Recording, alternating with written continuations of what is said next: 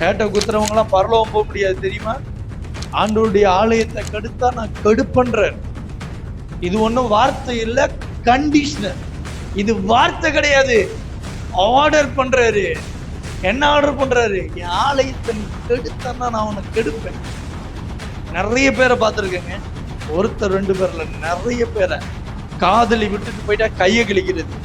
நீ கையை கிழிச்சா ஆண்டவர்கிட்ட சும்மா விட மாட்டாரு. ஏன்னா இது அவருடைய ஆலயம், பரிசுத்த ஆவியானவர் தங்குற ஆலயம்.